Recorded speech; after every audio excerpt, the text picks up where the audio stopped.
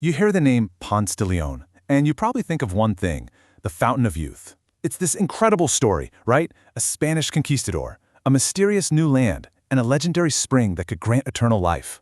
But like with so many of these big legends, the real story, the truth, is often hidden in the details.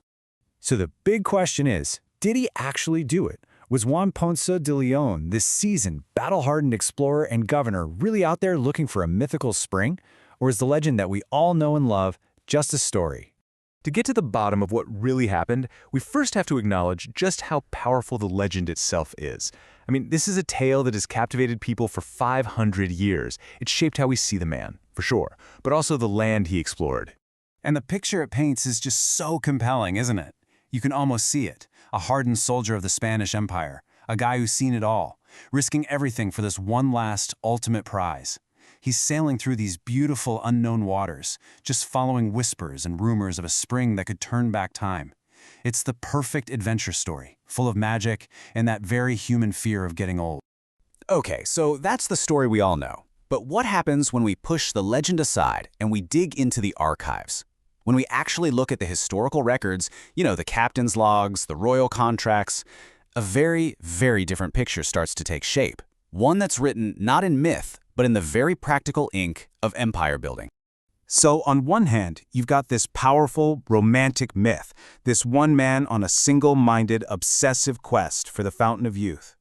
And then you have the historical record, the actual paper trail, and the contract Ponce de León signed with the Spanish crown. It says nothing about a magical fountain, not a word. What it does talk about is a mission to discover and settle new lands, to find gold, and to claim territory for Spain. It was a mission for earthly riches and glory for the empire, pretty standard stuff for an explorer in his time. His actual journey in 1513 was really a straightforward act of colonial expansion. He sailed north from his base in Puerto Rico, charting a course into waters that were new to the Spanish. He made landfall, he claimed the territory for his king, and he named it La Florida.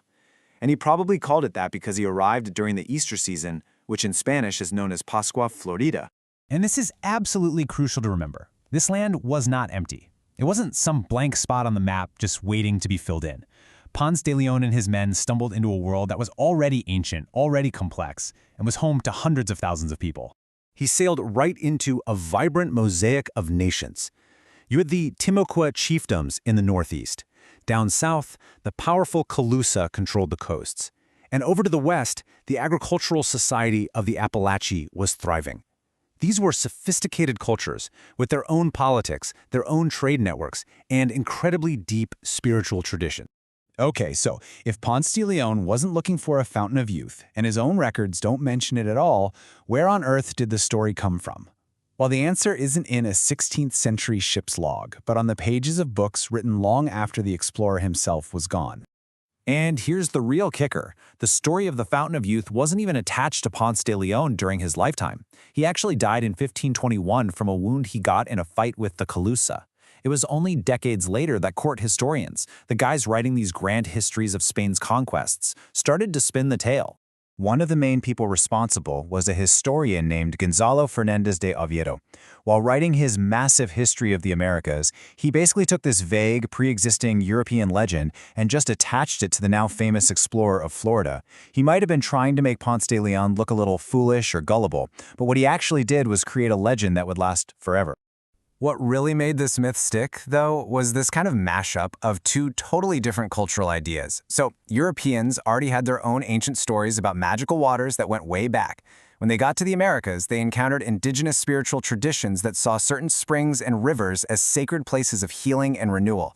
The Spanish chroniclers basically smushed these two ideas together, layering their own fantasy of eternal youth onto a complex indigenous belief system they really didn't understand. So in the end, the myth of the Fountain of Youth, while not historically true for Ponce de León the man, became fundamentally true for the place he named.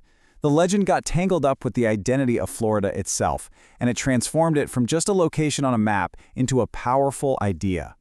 This quote just nails it. The story resonated so deeply.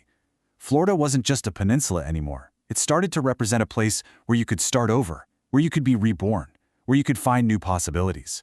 And honestly, that's a narrative that continues to draw people there to this day, from retirees looking for a sunny new chapter to dreamers just looking for a fresh start. So the story just completely outgrew the man. The quest for renewal basically became Florida's brand. The myth, totally detached from historical fact, somehow became a more powerful truth. It shaped how centuries of people would see this land, not for what it actually was, but for what they hoped it could be. It became the symbolic foundation for a modern identity built on sunshine, second chances, and the promise of a new and better life. You know, pulling apart this 500-year-old story really shows you how a great narrative can become more real than reality itself, shaping how we see the past long after the facts are forgotten. And it leaves us with one last question to think about.